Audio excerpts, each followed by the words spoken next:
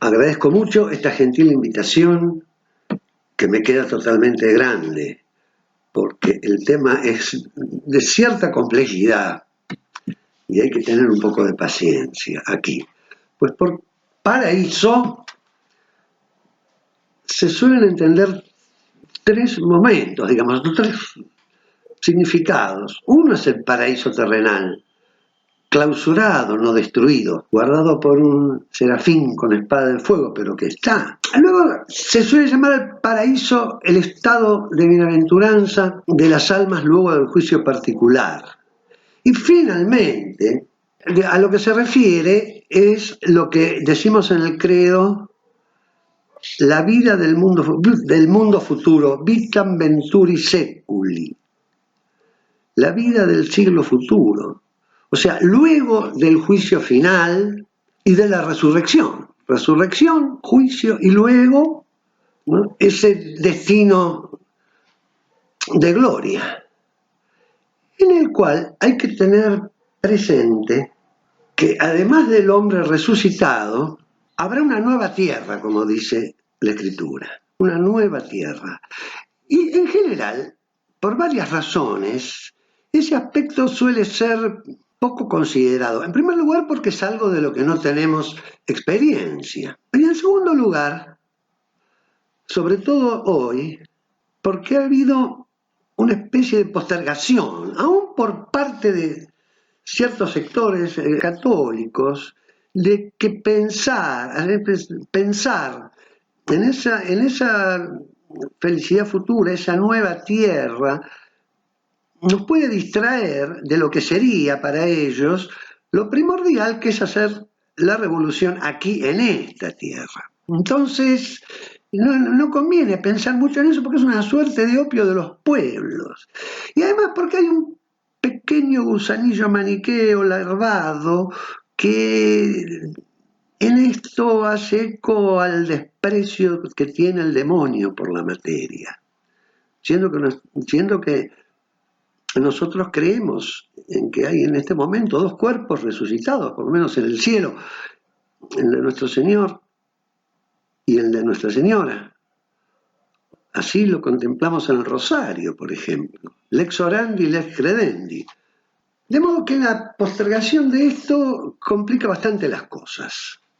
Hay una frase provocativa, pero ingeniosa, de Borges, cuando comenta un libro sobre lo que hay después de la muerte, donde dice lo siguiente: los católicos, léase los católicos argentinos, creen en un mundo ultraterreno, pero he notado que no se interesan en él.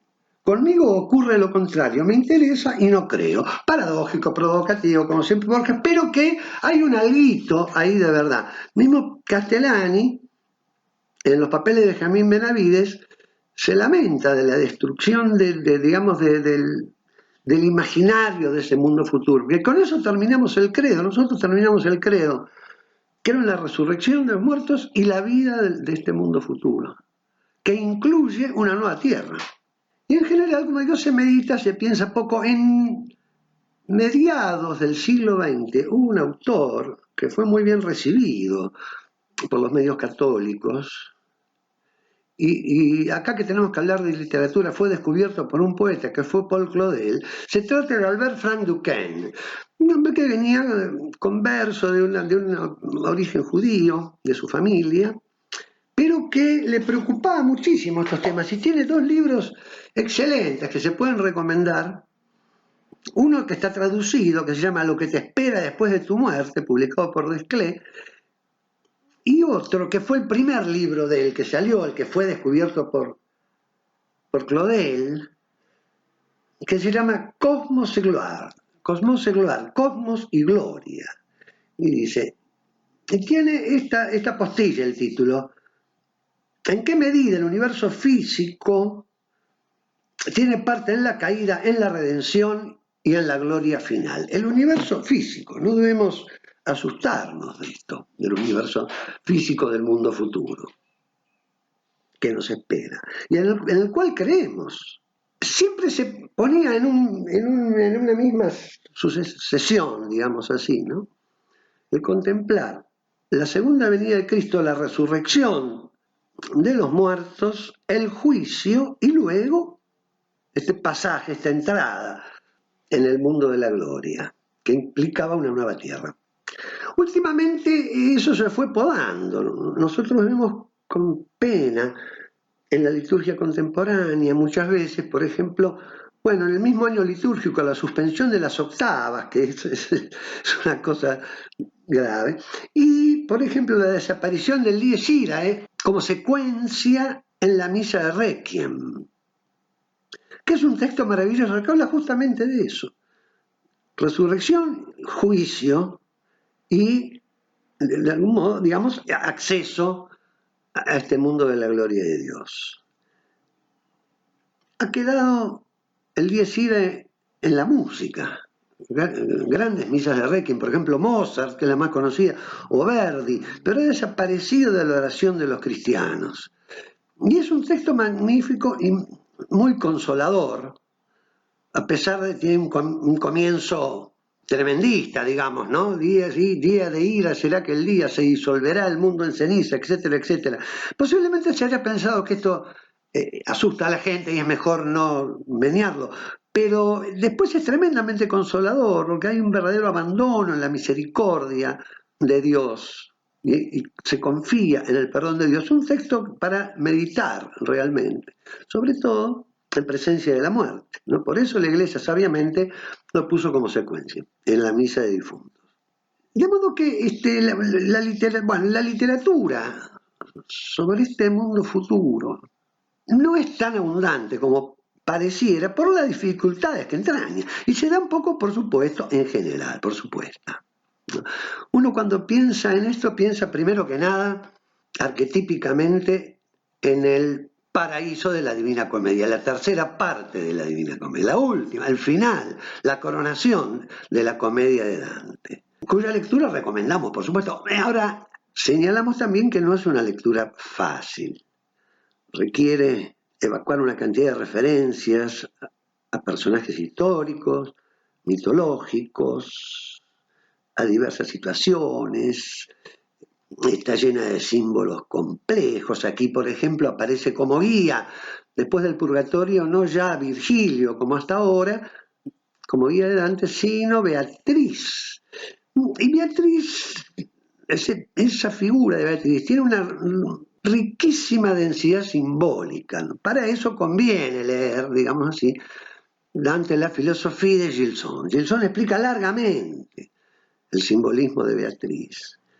Digamos, cosa que un lector tiene que tomarse este trabajo de consultar o de leer textos ya comentados. Aquí en la Argentina tenemos muy buenos por ejemplo, la doctora Inés Casani tiene magníficos comentarios a la escritura y son muy iluminadores. Y nos entrega el rastreo ya de los datos y nos aclara dudas que no podemos reconocer fácilmente. Texto difícil y el menos leído y el menos alabado. Eso es muy curioso también, ¿no? Todo el mundo sabe el infierno de Dante. Algunos del purgatorio y muy pocos llegan al paraíso, ¿no? Curiosamente. Esto lo dice, por ejemplo, el autor de una de las mejores traducciones al castellano de la comedia, que es un argentino, Ángel Batistella.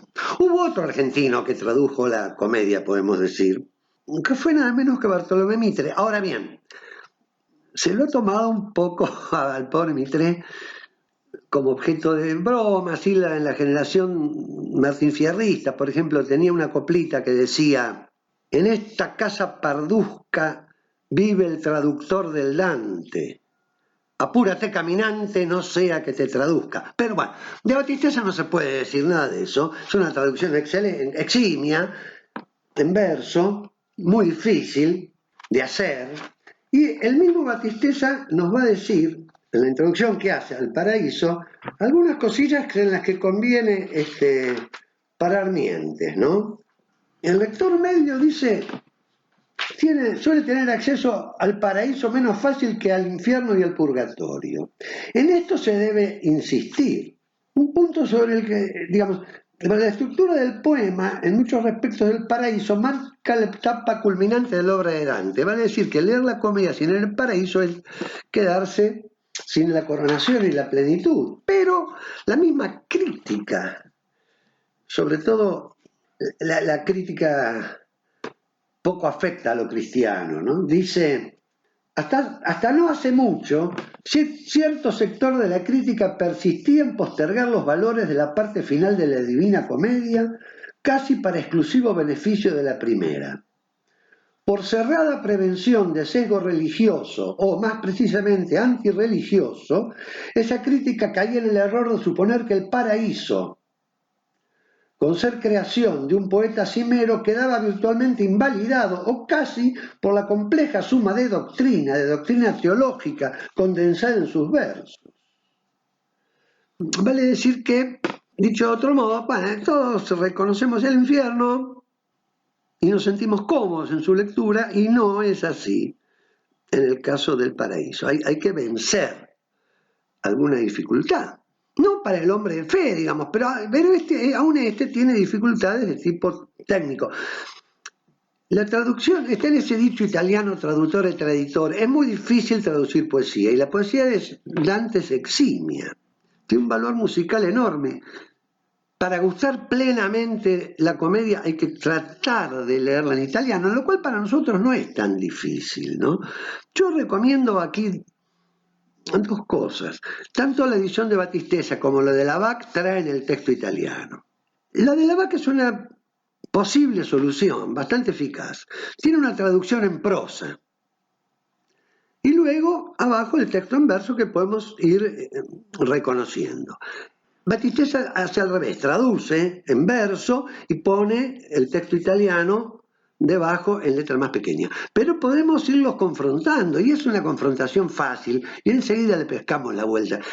El endecasílabo de Dante es maravilloso. Ahí está la clave de la poesía. Si matamos eso, matamos la poesía. Podemos tener doctrina o fino conocimiento de hechos, pero no vamos a tener la magia del verso.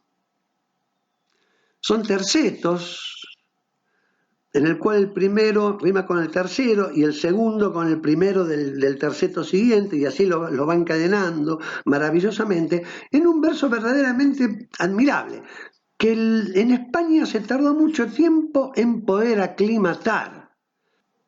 Nosotros no teníamos el endecasílabo en España. Teníamos el octosílabo como verso popular, el alejandrino como verso culto, pero el endecasílabo costó mucho aclimatarlo. El que lo logró de un modo definitivo fue Garcilaso.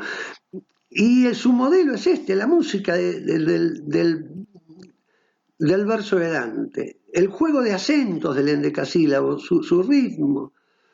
Eso hay que gozarlo en italiano directamente nosotros. Y eso es fácil, relativamente fácil de hacer.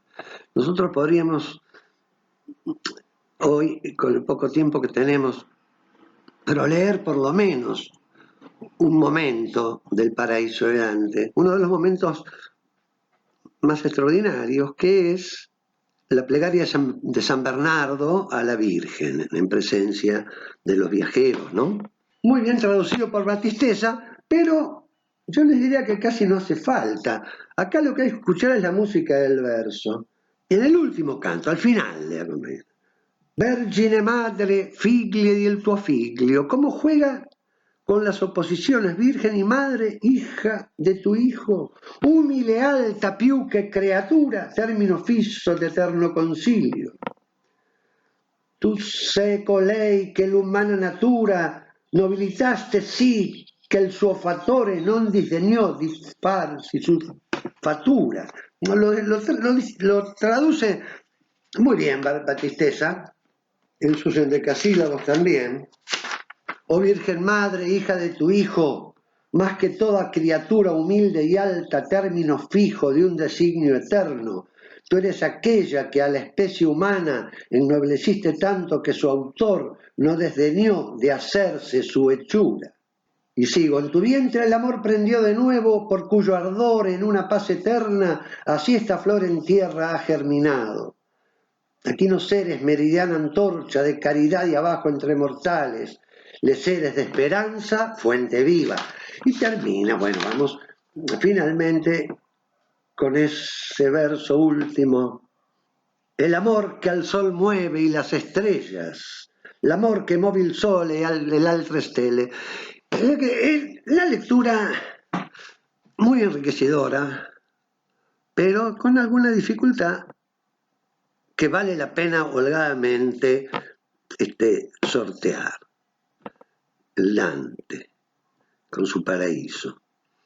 Ahora, el tema paradisíaco o del mundo futuro suele aparecer en textos poéticos, pero siempre brevemente, y su dificultad precisamente está en lo inefable de lo que debe pintar. No puede pintar, ¿no? Problema análogo al que se da en la mística. Tiene que echar mano del símbolo, tiene que suscitar algún eco. Es bastante difícil por lo mismo y audaz. Sin embargo, está presente en la literatura cristiana. Por ejemplo, si tomamos a un poeta del siglo IV,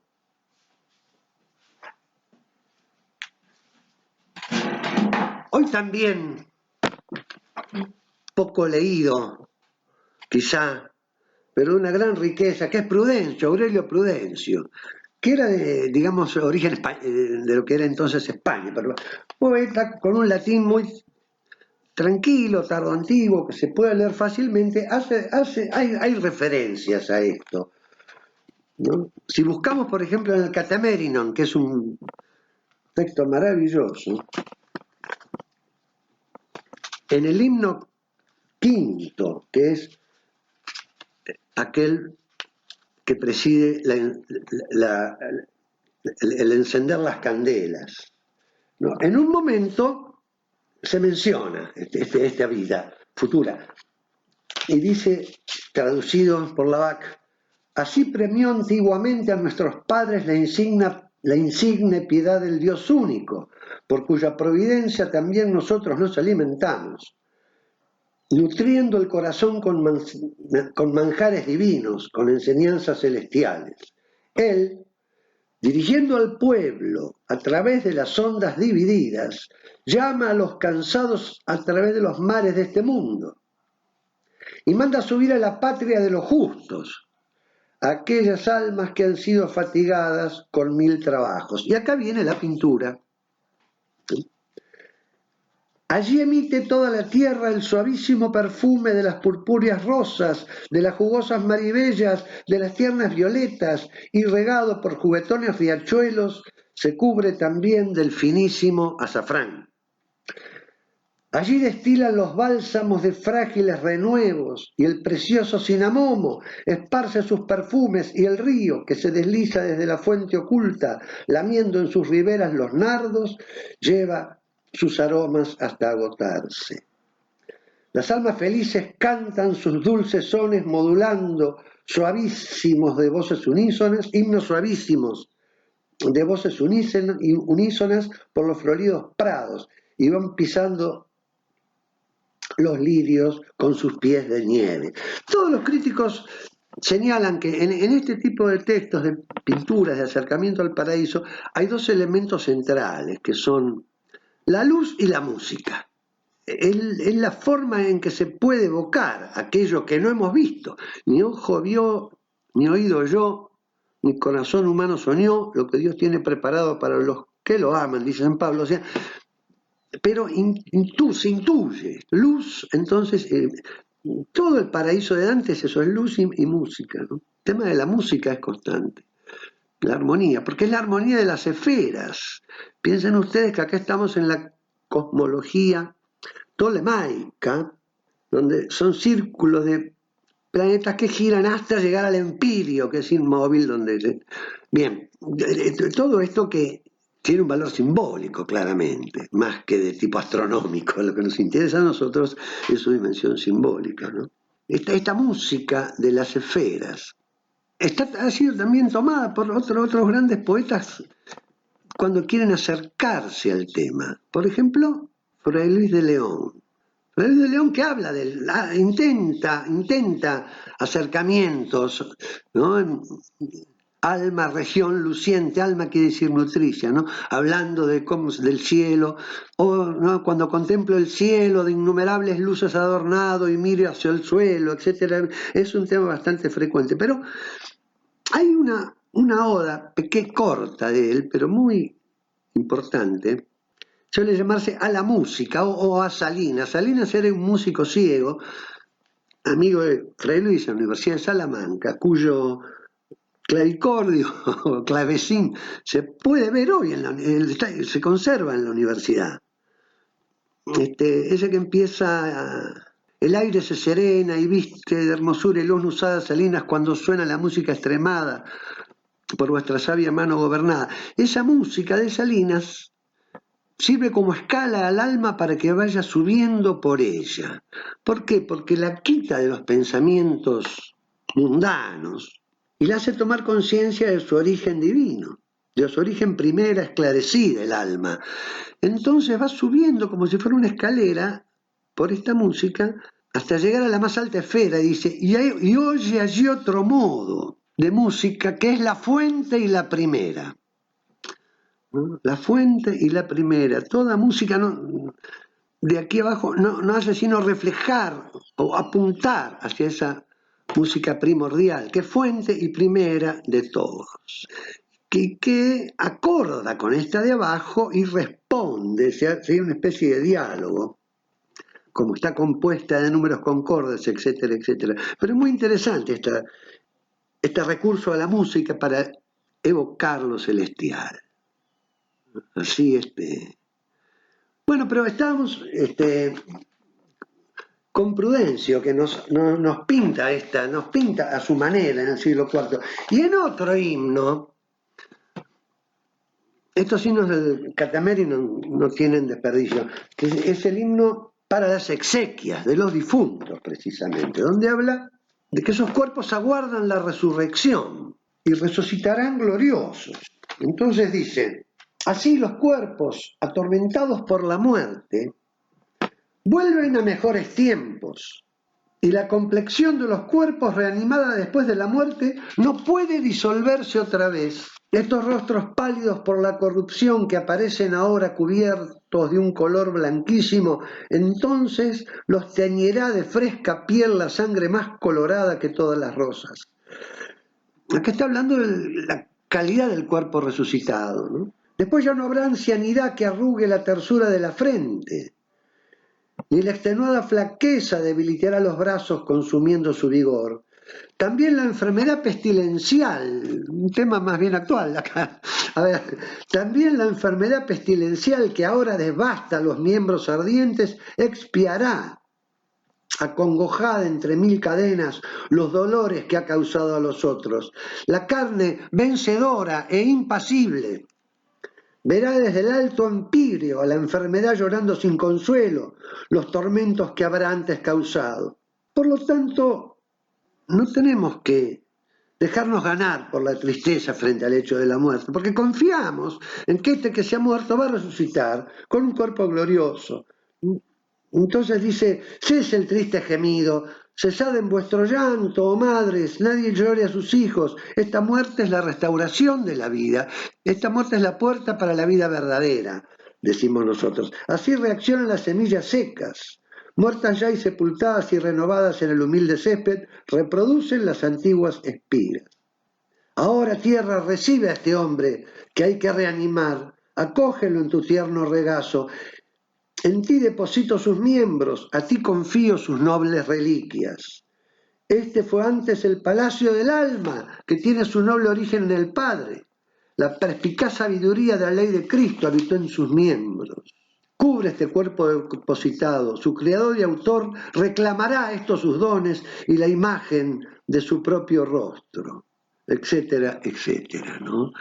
Claro, hoy más bien la muerte es otra realidad que se escamotea, de la que no se habla. Estos hombres la contemplaban y sacaban consuelo, porque sabían que era la puerta estrecha para la vida esta que todos esperamos. No todos, dice San Pablo, moriremos, todos seremos transformados, pero digamos que frente al hecho de la muerte, Esta visión tradicional era el tránsito mediante mediando la misericordia de Dios hacia la plenitud y la gloria definitiva, ¿no? Y así en textos medievales es posible encontrar estas, no es frecuente, digamos, pero es posible encontrar estas referencias a este paraíso, digamos así, a este lugar incluso, a esta nueva tierra. Un autor muy importante del siglo III español es el benedictino Gonzalo de Berceo. Gonzalo de Berceo es el más prolífico de los autores del llamado Mester de Clerecía, que trabajaban con ese alejandrino de origen francés. Era un verso culto, un verso escrito, no el verso oral juglaresco, sino concebido ya como escrito. Y buena parte de su producción es de temas marianos. Y es muy curioso. Hay un caso que es muy interesante para estudiar detenidamente. Ha sido profundamente estudiado, sobre todo en la Argentina, ¿no? Es curioso, hispanistas argentinos, pero una de las obras del que se llama Milagros de Nuestra Señora, los milagros, son una colección de milagros de la Virgen, tomados de distintas fuentes francesas, de distintos lugares. Pero tiene una larga introducción en la cual aparece misteriosamente la descripción de un prado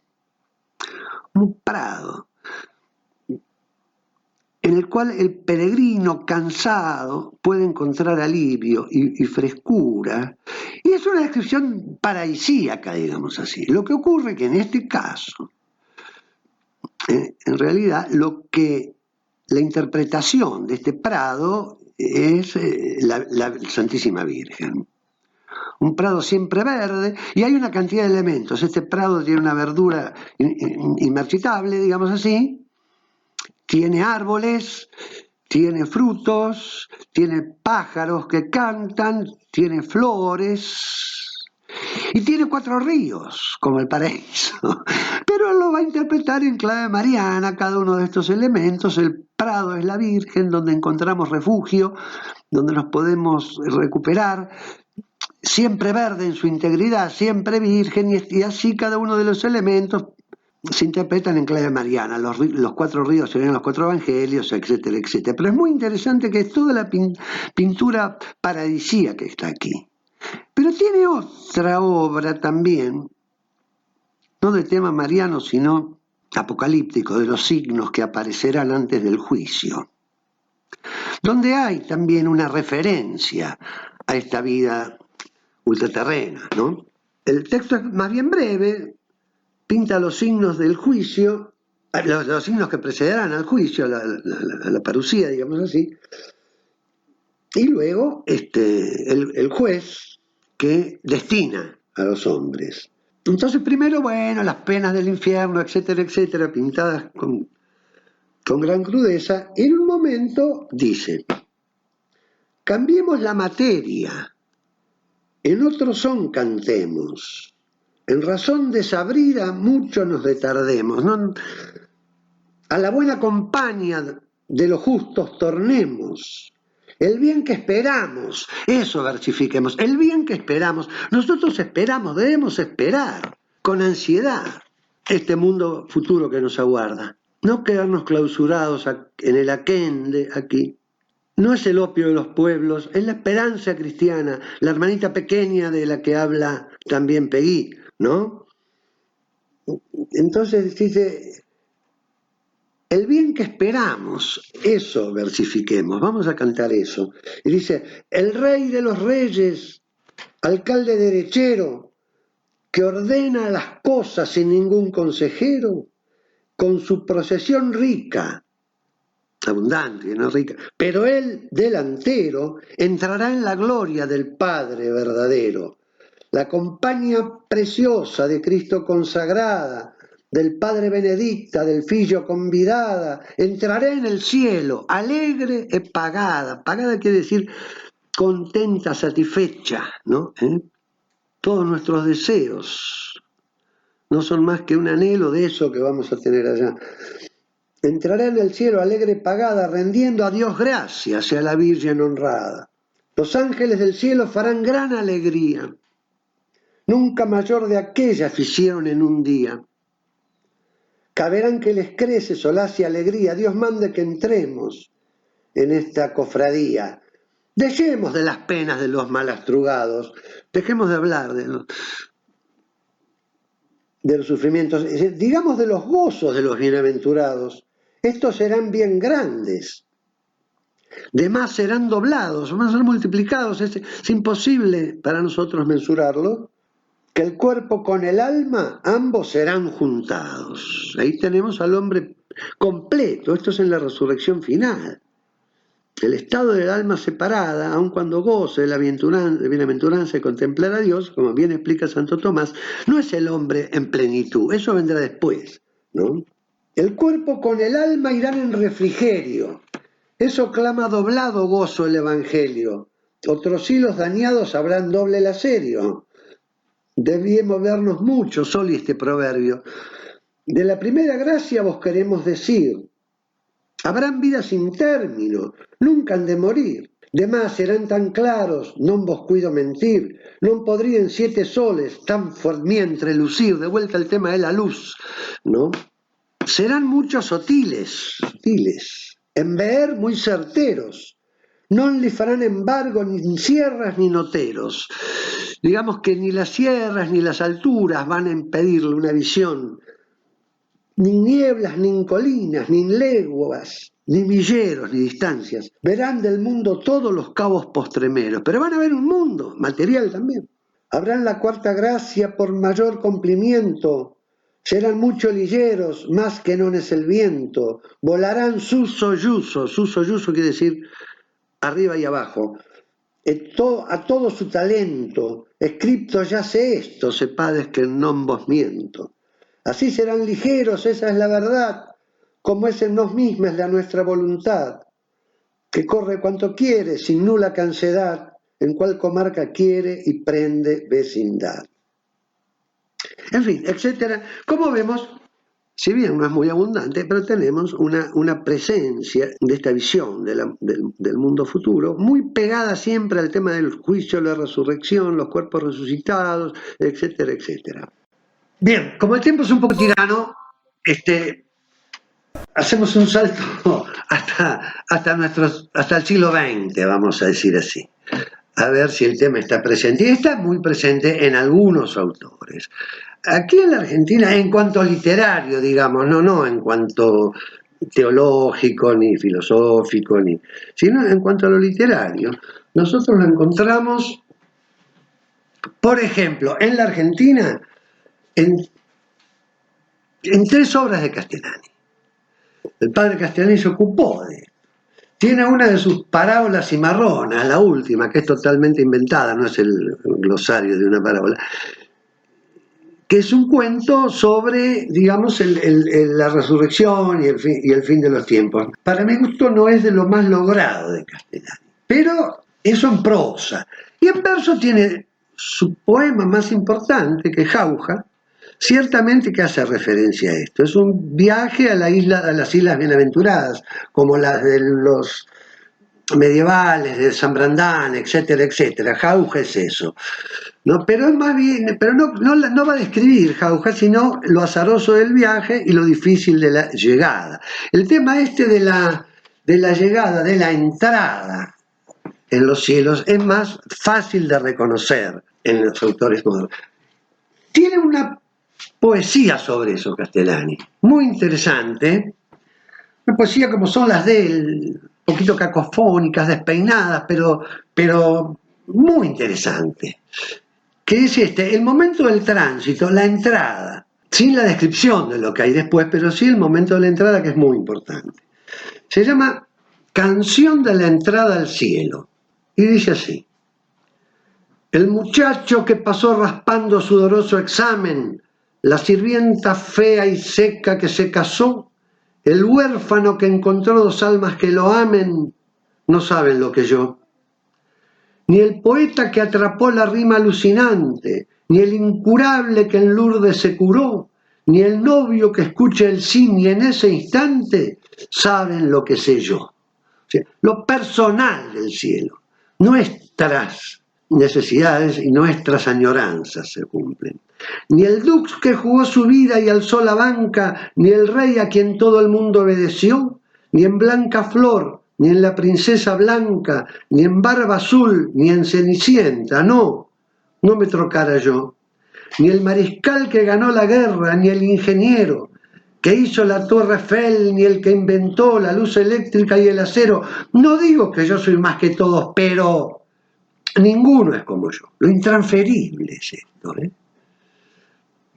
Por lo tanto, cantemos un canto interminable, que nadie puede más que yo, el canto de la diana del dulzor interminable, reventando en el pecho en surtidor interminable, en verso dedicado a la vida interminable y a la muerte que para siempre terminó.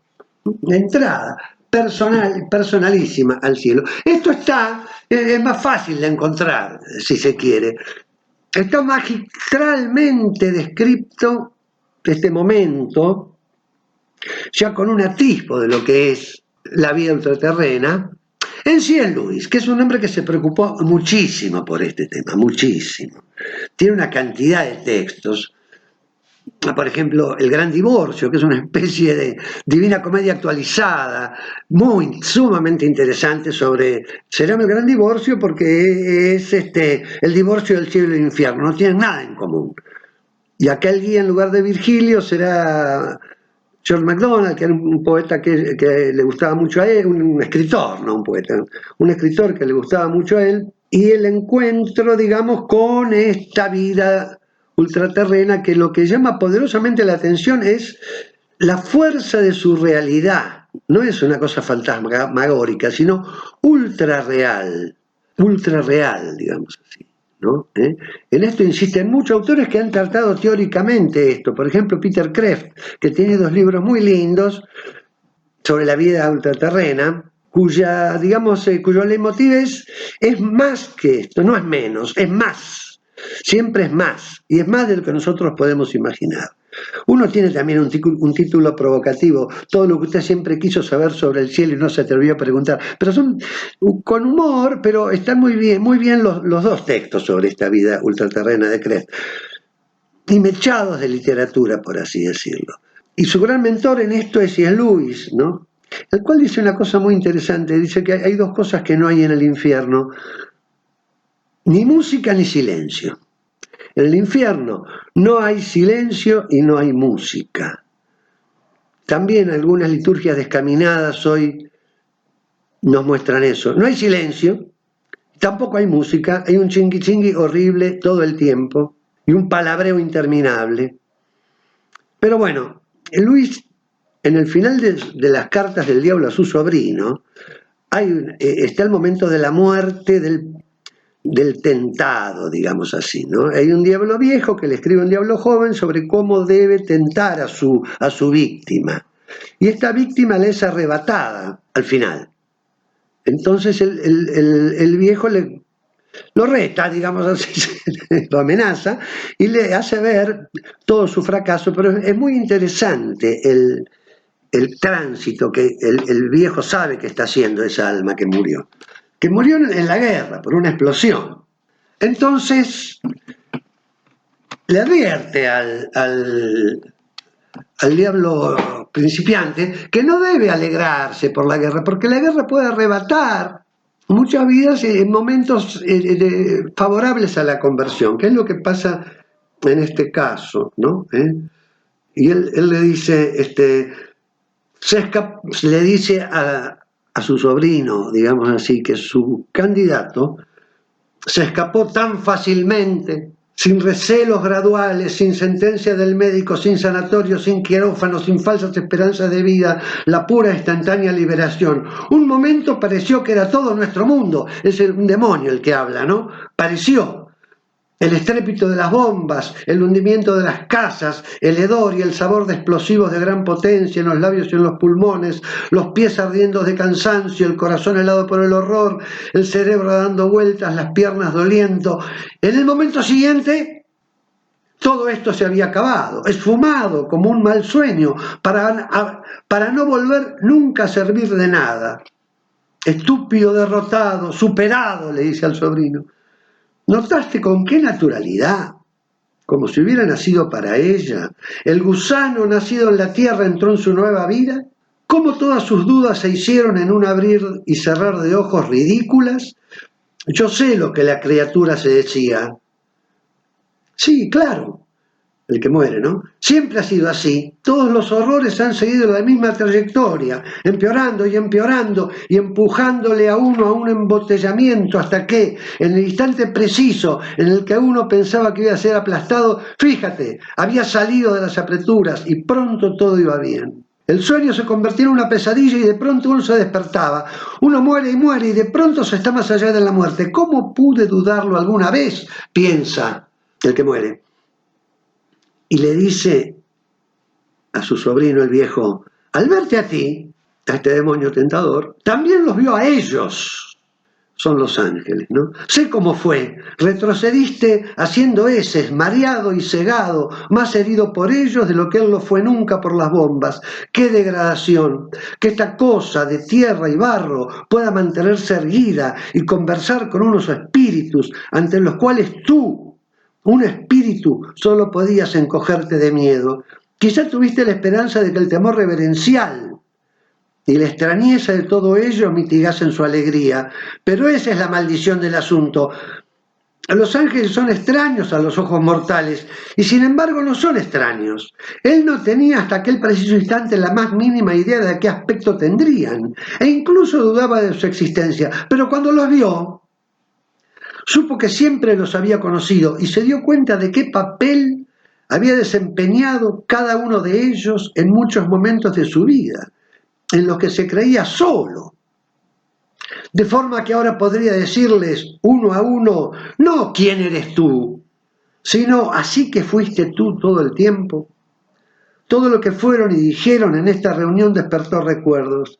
La vaga conciencia de tener amigos a su alrededor que habían cantado sus soledades desde la infancia estaba ahora por fin explicada. Aquella música, en el centro de cada pura experiencia que siempre se había escapado de su memoria, era ahora por fin recobrada. El reconocimiento le hizo libre en su compañía, casi antes de que los miembros de su cadáver se quedasen rígidos. Solo a ti te dejaron fuera. El demonio joven. No solo los vio a ellos, lo vio a él. Este animal, esta cosa engendrada en una cama, podía mirarle.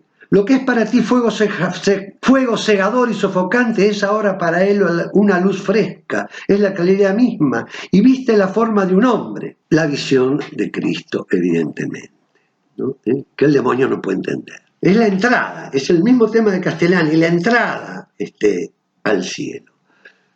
Luis no se conformó con el tema de la entrada al cielo, sino que hay un intento de descripción muy bien logrado al final de sus crónicas de Narnia, en el último libro que se llama La Última Batalla, que es el apocalipsis en Narnia, el fin. Narnia, contra la idea de la eternidad, el tiempo, etcétera, etcétera, tiene un comienzo y un final. Y en ese final aparece Cristo en figura del león y los lleva a la verdadera Narnia. Narnia que desaparece, digamos así, deja lugar a la verdadera Narnia. ¿Cómo era el mundo tal como lo pensó el creador y mejorado todavía, ¿no? El profesor les explica a los chicos, escucha Peter, cuando Aslan dijo que nunca más podrías volver a Narnia, se refería a la Narnia que tú estabas pensando, pero esa no era la Narnia de verdad, donde dice Narnia leamos tierra. Esa tuvo un principio y un final, no era más que una sombra, una copia de la verdadera Narnia, de la Narnia que siempre ha existido y siempre existirá.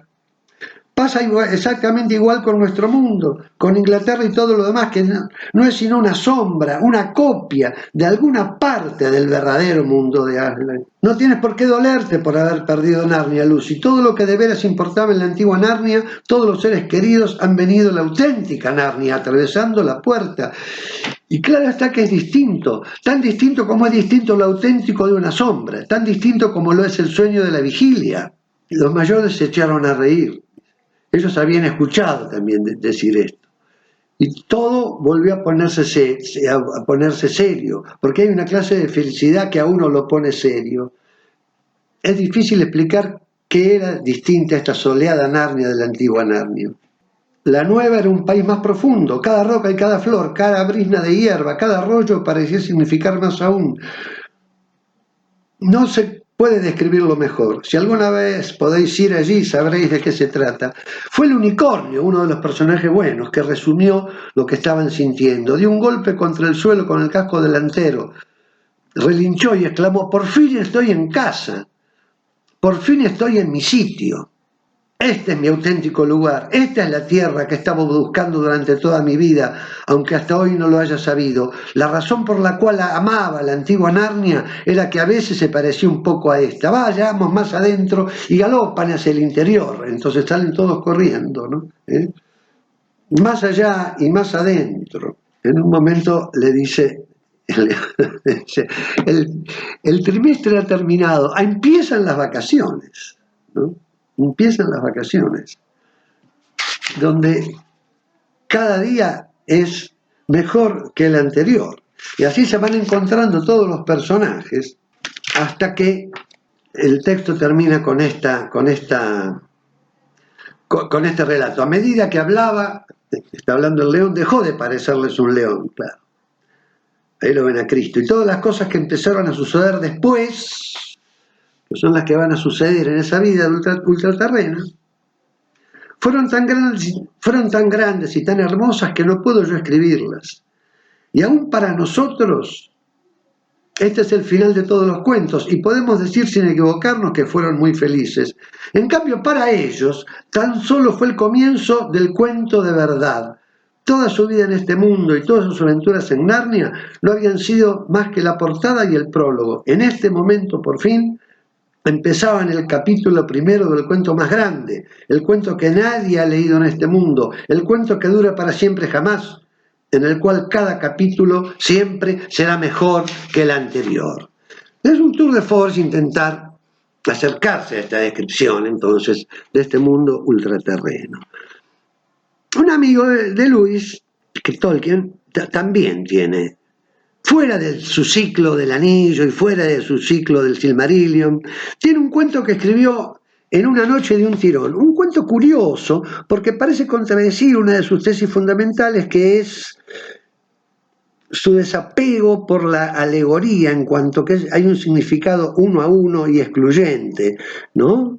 Sino que más bien hay diversos sentidos aplicables, pero este cuento es muy sencillo. Se llama Hoja de Nigel. Es la vida de un pintor que siempre había soñado con pintar un árbol completo y nunca lo podía terminar, pero él sabía que tenía que hacer un viaje. Acá está lo alegórico. Ese viaje es la muerte. Entonces tenemos un relato del viaje, la muerte. Luego el juicio. Luego el purgatorio, y luego la entrada al cielo, y allí se encontrará, entre otras cosas, con su árbol. Este cuento es muy corto, se lee fácilmente y es muy consolador. Yo lo recomiendo cálidamente. Lo mismo otros textos de Lewis, que son muy lindos también, donde está muy tratado este tema de la gloria. Tiene un ensayo que se llama El peso de la gloria, que es un ensayo, no es ficción, ¿no? Pero es un tema que evidentemente lo ronda y lo tiene siempre presente y al cual se le anima en algún momento con verdadero éxito. Bueno, sería de un porteñismo maleducado hacer mención a un tema que aquí en La Plata, donde hay una maestra impar, es el tema de Virgilio, ¿no? La cuarta égloga, el paraíso de Virgilio en la cuarta égloga. Eso es muy interesante, igual que ese texto de la Eneida donde dice «Sunt lacrima rerum», hay lágrimas en las cosas, en el sentido del sufrimiento, de la creación material arrastrada por la caída del hombre, una oscura tendencia hacia la perfección que encontrarán después. Pero ustedes tienen la maestra allí, que es Delia María Wiesel, que conoce como nadie esto, así que yo no voy a tocar el tema de Virgilio porque me parece una falta de respeto. Pero en fin, hemos hecho un pequeño paseo que espero que únicamente que haya despertado ansias de lecturas en ustedes. La literatura está hecha para ser gozada, de modo que eso es lo que hay que buscar. Muchísimas gracias y espero escucharlas de ustedes con gran placer.